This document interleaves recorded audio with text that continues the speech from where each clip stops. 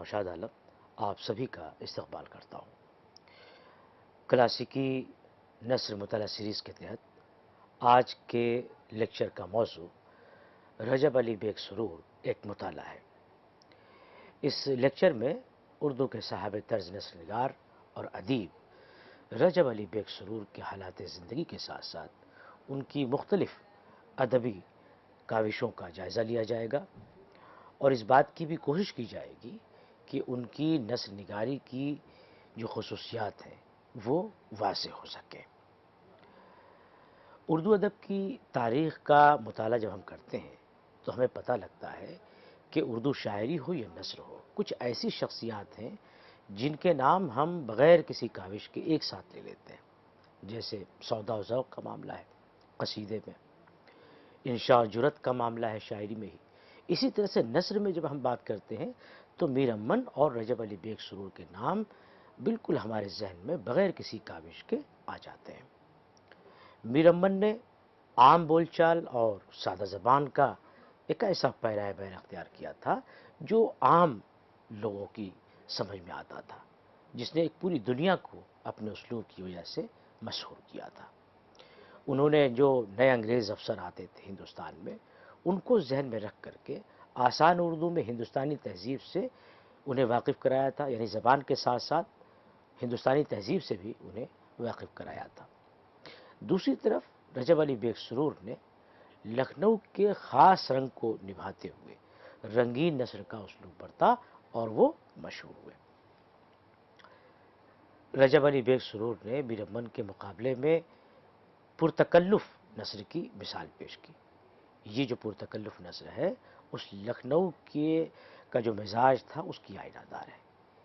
یہی لکھنؤ ہے جس نے دلی کے مقابلے میں اپنی ایک منفرد شناخت قائم کی، ادب میں بھی، یعنی کہ زندگی کے تمام شعبوں میں اس نے اپنی خود مختاری کا ایک طرح سے اعلان کیا اور ادب بھی اس سے اچھوتا نہیں رہا۔ انگریزی عملداری سے جب خلاصی ہوئی، نجات ملی، تو لکھنؤ نے دلی کے مقابلے میں اپنی ایک شناخت قائم کی۔ رجب علی بیگ سرور کی جو فسانہ عجائب داستان ہے وہ باغ و بہار کے مقابلے میں لکھنؤ کے اسی انفراد کا ایک نمونہ ہے۔ فسانہ عجائب لکھنوی جو دبستان نثر ہے اس کا مسلمہ شاہکار ہے۔ آگے گفتگو کرنے سے پہلے مناسب معلوم ہوتا ہے کہ رجب علی بیگ سرور کے بارے میں چند بنیادی باتیں ہم جان لیں۔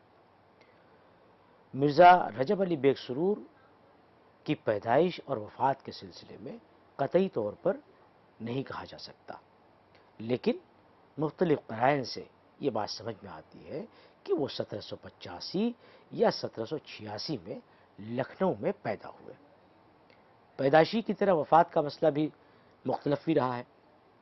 ڈاکٹر نیر مسعود نے فسانہ عجائب کے دیباچے میں سرور کی پیدائش اور وفات کے سلسلے میں یہ بتایا ہے کہ ان کی تاریخ پیدائش کا تو ذکر ابھی ہوا کہ 1785 یا 86 ہے، اور ان کی وفات کو مختلف ماہرین کی جو تحقیق کاوشیں ہیں ان سے یہ نتیجہ نکلا کہ وہ 1868 میں ان کی وفات ہوئی تھی۔ سرور کی جو پرورش ہے اور جو ان کی کہنا چاہیے کہ ان کی جو تربیت ہوئی ہے وہ لکھنؤ میں ہوئی ہے، اور کس لکھنؤ میں؟ آصف الدولہ اور ان کے بعد کی جو لکھنوی تہذیب ہے اس تہذیب نے سرور کو ایک طرح سے ان کی تربیت کی ہے۔ انہوں نے اپنے عہد کے عام نوجوان کی طرح ایک زندگی بسر کی، تعلیم کی طرف توجہ نہیں دی تھی، لیکن جو بھی تعلیم حاصل کی اس تعلیم سے ان کی فارسی بڑی اچھی ہو گئی تھی اور عربی کی شد بدھ بھی انہیں آ گئی تھی۔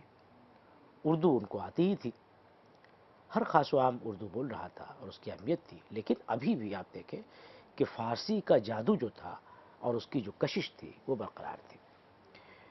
ایک جگہ سرور نے اس سلسلے سے لکھا، یعنی کہ اپنی ان کا جو تعلیمی سفر ہے اس سلسلے میں لکھا ہے، کوٹ: نیرنگیز زمانہ سے نہ عربی میں داخل ہوا نہ فارسی میں کامل ہوا، دونوں سے نہ آشنا رہا، پست ہمتی سے اردو کے لکھنے میں اوقات بسر کی، کچھ دن نظم کا اہتمام رہا، شعر کہنے کا خیال خام رہا، جب وہ بھی نہ ہو سکا نثر کی طرف خیال آیا۔ ان کو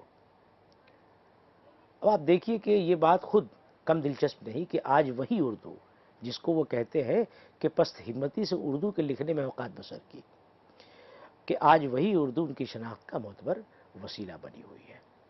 ان کی اردو نثر میں اس عہد کی تہذیبی زندگی سانس لیتی ہوئی محسوس ہوتی ہے۔ یعنی جو اردو نثر ہے اس میں جو قصہ بیان کیا ہے فسانہ عجائب میں، اور جو زبان اور جو پیرایہ بیان اختیار کیا ہے، اس سے ہمیں اس عہد کی پوری تہذیبی زندگی ہمارے سامنے رقص کرنے لگتی ہے۔ ڈاکٹر جمیل جالبی نے لکھا ہے کوٹ کہ یہ نثر یعنی جو رجب علی بیگ سرور کی نثر ہے سیدھے طور پر اس فضا، اس ماحول اور اس مغلیہ تہذیب سے جو لکھنؤ کے اس چھوٹے سے تہذیبی جزیرے میں پروان چڑھی تھی، اور جس نے آغاز ہی میں نو طرز مرصع میں اپنے جمال کی جھلک دکھا کر آصف الدولہ کے والد شجاع الدولہ کو مسرور کیا تھا۔ انکوٹ۔ نثر کے علاوہ سرور نے شاعری بھی کی اور میر سوز کے شاگرد آغا نوازش کے سامنے زانوِ تلمس طے کیا۔ گار صدر تحسین نے سرور کے حوالے سے لکھا ہے کوٹ کہ شاعری میں ہی نہیں بلکہ موسیقی اور خوشنویسی میں بھی وہ خاصی دستگاہ رکھتے تھے۔ خوشنویسی سے متعلق ان کی دلچسپی جو تھی اس کا کچھ حال ہمیں ان کے رکعات سے معلوم ہوتا ہے۔ انشاء سرور ایک کتاب ہے رجب علی بیگ سرور کی، جو مجموعہ ہے خطوط کا، رکعات کا۔ ان خطوط میں، ان رکعات میں اپنے متبنہ بیٹے میر احمد علی کو انہوں نے جو لکھے تھے ان میں اپنے بیٹے کو خوشنویسی کی مشق کی تاکید کرتے ہیں۔ سرور نے آصف الدولہ سے لے کر واجد علی شاہ تک کی لکھنؤ کی زندگی کا ہر دور دیکھا اور جیا ہے۔ لکھنؤ کے علاوہ جن شہروں سے ان کا تعلق رہا، کانپور میں رہے، بنارس رہے، دہلی اور میرٹھ کا بھی انہوں نے سفر کیا۔ عام طور پر سرور کا جب ذکر آتا ہے تو کانپور اور بنارس کا ذکر آتا ہے، لیکن دہلی اور میرٹھ کا ذکر کم ملتا ہے، بہت بعد کی تحقیق سے یہ پتہ چلا۔ لیکن وہ دہلی بھی آئے، اور ڈاکٹر نیر مسعود نے لکھا ہے کہ وہ دہلی میں مرزا غالب سے بھی ملے۔ دیگر فنکاروں اور ادیبوں کی طرح سرور کی زندگی میں بھی ہم دیکھتے ہیں کہ معاشی الجھنیں ہیں، معاشی بحران ہے ایک طرح سے۔ اس زمانے میں جو عزت و منزلت کے کچھ کام تھے ان میں ایک تو شاعری تھی کہ آدمی شاعر ہو جائے، یا پھر دوسری چیز تھی کہ شاہی ملازمت ہو، تبھی آدمی کو عزت اور توقیر ملتی تھی۔ غازی الدین حیدر کا جو زمانہ ہے وہ 1814 سے لے کر 1827 تک کا ہے۔ اس دوران سرور کو مجبوری میں لکھنؤ چھوڑ کر کانپور آنا پڑا، اور نصیر الدین کے زمانے یعنی 1827 سے لے کے 1837 کے دور میں بادشاہ کی اجازت سے دوبارہ وہ واپس لکھنؤ آئے۔ اس زمانے میں انہیں ملازمت ملی۔ بعد میں یہ جو ملازمت ختم ہوئی اس کے بعد واجد علی شاہ کے زمانے میں یعنی 1847 سے 1856 کے زمانے میں پھر سے وہ دربار سے وابستہ ہوئے، اور سرور 50 روپے ماہوار پر ملازمت کرنے لگے۔ واجد علی شاہ جو نظم لکھتے تھے کئی مرتبہ اس کی انہوں نے نثر کی، اور انہیں ایسا کرنے کا حکم تھا کہ جو واجد علی شاہ نظمیں کہتے تھے اس کو اردو نثر میں یہ منتقل کرتے تھے۔ واجد علی شاہ نے ہی ان سے یہ بھی فرمائش کی کہ توکل بیگ حسینی کی جو شمشیر خوانی ہے، اور جو کتاب اصل میں شاہنامہ فردوسی کا خلاصہ ہے، اسے اردو میں ترجمہ کرنے کے لیے کہا ہے، اور سرور نے اس کا ترجمہ کر کے سرور سلطانی کے نام سے اسے اردو قالب میں منتقل کیا تھا۔ جب انگریزوں نے واجد علی شاہ کو مجبور کر کے نواب علی نقی خاں کو نائب بنایا تو 50 روپے ماہوار کا وظیفہ بھی یہ جو واجد علی شاہ کے دربار سے انہیں ملتا تھا وہ بند ہو گیا تھا۔ شرف الدولہ اور قطب الدولہ جو سرور کے مربی تھے انہیں لکھنؤ بدر کیا گیا، انہیں لکھنؤ سے نکال دیا گیا۔ اس کے بعد اس کے اثرات سرور کی زندگی میں بھی پڑے۔ پھر سے تلاش معاش کا سلسلہ شروع ہوا۔ اس دور میں سندیلے کے رئیس امجد علی خاں بلوچ نے ان کی کفالت کی، اور ان کی فرمائش پر یعنی امجد علی خاں بلوچ نے ان سے یہ کہا کہ جو مہر چند کی سادہ زبان میں اردو تصنیف نوآئین ہندی ہے اس کو وہ اردو منتقل کرے، اور انہوں نے جب اسے اردو میں منتقل کیا تو شگوفہ محبت اس کا نام رکھا اور اسے رنگین نثر میں انہوں نے منتقل کیا تھا۔ روزگار کے ہی سلسلے میں سرور بنارس بھی رہے، وہیں انہیں یہ خبر ملی کہ واجد علی شاہ کو معزول کر دیے گئے ہیں، اور پھر وہ سرور لکھنؤ واپس آ گئے۔ 57 کے انقلاب نے آپ جانتے ہیں کہ زندگی میں جو ہیجان برپا کیا تھا، جو انقلاب برپا کیا تھا، اس کے اثرات سب کی زندگی پر پڑے۔ اس زمانے میں بھی انہوں نے اپنے دوست اور مربی منشی شیو نارائن کے کنبے پر کے کہنے پر الف لیلہ کو اردو میں لکھنا شروع کیا، اور جسے جا کر کے بنارس میں مکمل کیا۔ بنارس کے مہاراجا جو تھے وہ سرور کے علم و ادب کے بڑے قدردان تھے۔ انہوں نے سرور کو 100 روپے ماہوار پر نوکری دی، اور مہاراجا نے سرور سے حدائق العشاق کا ترجمہ کرنے کو کہا۔ سرور نے اسے اردو میں لکھ کر گلزار سرور نام رکھا۔ انشاء سرور کے جو نقات ہیں ان سے اندازہ ہوتا ہے کہ وہ بنارس سے رام نگر منتقل ہو گئے، یہاں وہ سال بھر رہے۔ رام نگر میں انہیں مختلف عارضے لاحق ہوئے، اور آنکھ میں تکلیف ان عارضوں میں سب سے زیادہ تھی۔ مالی پریشانیوں کا سلسلہ الگ تھا۔ ان کی پہلی بیوی جو کانپور میں تھی وہ یہاں رام نگر آ گئی۔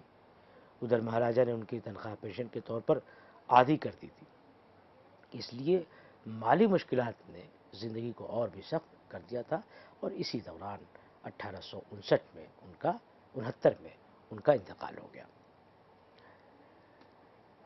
سرور کا نام آتے ہی ہمارے ذہن میں رنگین اردو نثر کا تصور ابھر جاتا ہے۔ سرور اور رنگین اردو نثر کے درمیان گہرا رشتہ ہے۔ شاہی تقریبات جو ہوتی تھی وہاں جب شعراء مدحیہ قصیدے نظم کرتے تھے، نظم میں پیش کرتے تھے، وہاں سرور مدحیہ نثر میں اپنے جذبات پیش کرتے ہیں۔ واجد علی شاہ کی فرمائش پر اکثر جو ان کی نظمیں تھیں انہیں نثر میں انہوں نے لکھا۔ فسانہ عبرت ابھی کتابوں کے سلسلے میں جب تفصیل بیان ہوگی تو اس کے بارے میں بیان ہوگا۔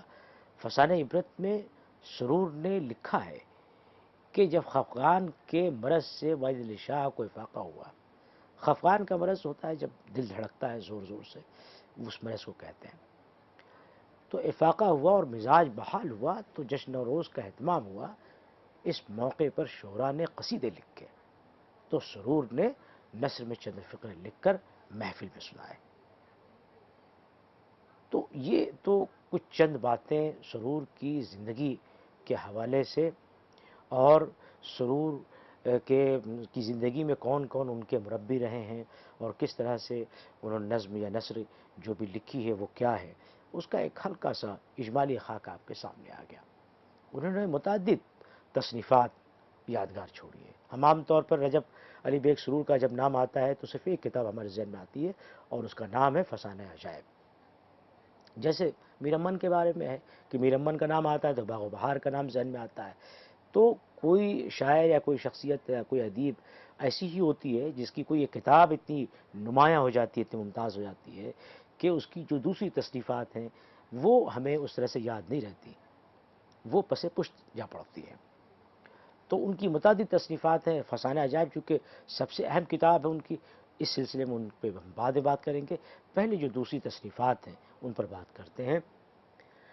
سرور سلطانی، جیسا کہ ابھی ذکر آیا کہ رجب علی بیگ سرور جب 1847 میں واجد علی شاہ کے دربار سے منسلک ہوئے تو بادشاہ نے سرور سے توکل بیگ حسینی کے شاہ نامہ فردوسی کے خلاصے کو، شاہ نامہ ہے فردوسی کی جو وہ ہے وہ نظم میں ہے، اس کا خلاصہ توکل بیگ حسینی نے لکھا تھا، اور تاریخ دلکشائے شمشیر خاں اور تاریخ شمشیر خانی کے نام سے وہ کتاب جانی جاتی تھی۔ اسے اردو میں لکھنے کی فرمائش کی واجد علی شاہ نے۔ توکل بیگ حسینی شہزادہ دارا شکوہ کے دور صوبہ داری میں غزنی میں امین اور واقعہ نویس تھے۔ انہوں نے شاہ نامہ کے فردوسی کا خلاصہ فارسی نثر میں لکھا تھا، سرور نے اسی نثری خلاصے کا خلاصہ اردو نثر میں پیش کیا اور اس کا نام سرور سلطانی رکھا۔ ایک بہت اہم کتاب ہے جس کے بارے میں ہم آپ کم جانتے ہیں۔ اب یہاں یہ بات یاد رہنی چاہیے آپ کو کہ تاریخ شمشیر خانی کا ایک منظوم اردو ترجمہ شاہ عالم ثانی آفتاب کے آخری دور میں شاہ نصیر کے شاگرد منشی مول چند نے بھی کیا ہے۔ اس ترجمے کا تاریخی نام قصہ خسروان عجم ہے، جس سے 1225 ہجری کی تاریخ نکلتی ہے۔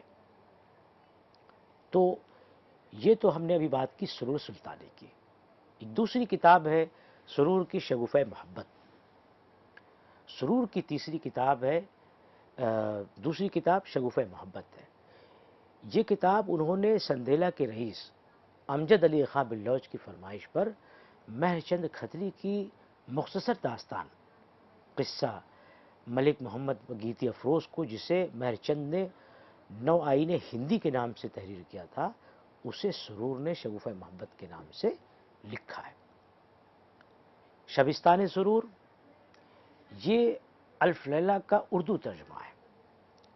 سرور نے اپنے مربی، مہربان اور قدردان منشی شیو نارائن کے کہنے پر براہ راست عربی سے اردو میں ترجمہ شروع کیا، لیکن بعد میں یہ کام رک گیا اور یہ کام تب مکمل ہوا جب سرور 1863 میں مہاراجہ بنارس کے ملازم ہوئے اور شبستان سرور اس کا تاریخی نام رکھا۔ گلزار سرور، ایک کتاب سرور کی گلزار سرور کے نام سے ہے۔ مہاراج ایسری پرشاد نارائن سنگھ بہادر والی بنارس کی فرمائش پر لکھی گئی کتاب ہے۔ یہ کتاب حدائق العشاق کا ترجمہ ہے۔ گلزار سرور اس کا تاریخی نام ہے۔ فارسی میں نظام الدولہ ورد خاں کی فرمائش پر اپنے انداز میں اس میں ترمیم و تنسیخ کے ساتھ سرور نے اردو میں لکھا تھا۔ گلزار سرور ایک تہدار تمثیل ہے۔ فسانہ عجائب، فسانہ عبرت، سرور کی جو متعدد اہم تصنیفات ہیں ان میں ایک بہت اہم تصنیف فسانہ عبرت ہے۔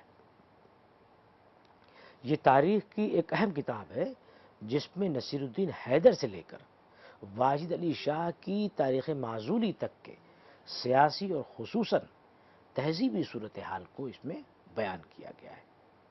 یہ سرور کی تبازات تصنیف ہے جسے انہوں نے بنارس اور رام نگر کے قیام کے زمانے میں تحریر کیا تھا۔ یہ جو کتاب ہے یعنی فسانہ عبرت، وہ لکھنؤ کی تہذیب و معاشرت کی اس تصویر کو پیش کرتی ہے جو خود سرور نے اپنی نظروں سے دیکھی تھی۔ وہ خود اسی تہذیب کے پروردہ تھے، تو سرور کے بیان میں لکھنؤ کی محبت کے ساتھ ساتھ اس کی تباہی، اس کی بربادی دونوں کو ہم محسوس کر سکتے ہیں۔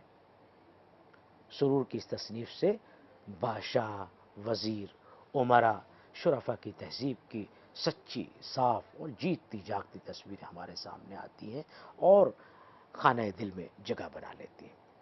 تو اصل معاملہ یہ ہے کہ یہ کتاب تاریخ کے موضوع پر ہے، اور ایک جب مورخ اس زمانے کی جب تاریخ لکھے گا، خاص طور سے تہذیبی تاریخ جب مرتب کرے گا، تو اس کتاب سے بھی اس پہ مدد لی جا سکتی ہے۔ یہ کتاب اس دور کی تہذیب کے مزاج کی ایسی ترجمان ہے کہ اس کو پڑھنے سے اس دور کی جو داخلی تصویر ہے وہ ہمارے سامنے آ جاتی ہے۔ سرور نے شرار عشق ان کی ایک آئندہ تصنیف، ایک الگ تصنیف ہے۔ سرور نے یہ قصہ والی بھوپال نواب سکندر بیگ کی فرمائش پر لکھا۔ یہ واقعہ بھوپال میں پیش آیا تھا۔ اس کی حکایت اس طرح کی ہے کہ جیسے ہماری اردو مثنویوں میں ملتی ہے حکایتیں، فرق صرف یہ ہے کہ اردو مثنویوں میں یہ ہے کہ عاشق انسان ہوتا تھا اور ایک دوسرے پر جان دیتے ہیں، اور یہاں پر مادہ جو ہے اپنے جو نر ہے اس کا سارس وہ مر گیا ہے، اس میں وہ اس پر ستی ہو جاتی ہے، وہاں پہ انسانوں کی طرح درد و ہجر سے بے قرار ہو کر وہ اپنی جان دے دیتی ہے اور ستی ہو جاتی ہے۔ اس قصے کو انہوں نے شرار عشق کے نام سے بیان کیا ہے، لکھا ہے۔ نثر، نثرہ نثار، یہ بھی ایک کتاب ہے ان کی سرور کی. یہ ایک مختصر تصنیف ہے اور گلزار سرور کے ساتھ یہ کتاب چھپی تھی، اور اس میں 2 تحریریں ہیں. ایک تحریر والی بناس مہاراجا شری پرساد نارائن بہادر کی طرز و سواری کا بیان ہے ایک تحریر میں، اور دوسری تحریر میں مہاراجا بنارس کی فرمائش پر ملکہ معظمہ قیصر ہندوستان ملکہ وکٹوریہ کے ولی عہد پرنس آف ویلز کے جشن شادی کے موقع پر پیش کرنے کے لیے اس کو لکھا گیا تھا. انشاء سرور، یہ رجب علی بیگ سرور کی جو عرضداشتیں ہیں اور ان کے رقعات ہیں، وہ ان کا یہ کتاب مجموعہ ہے.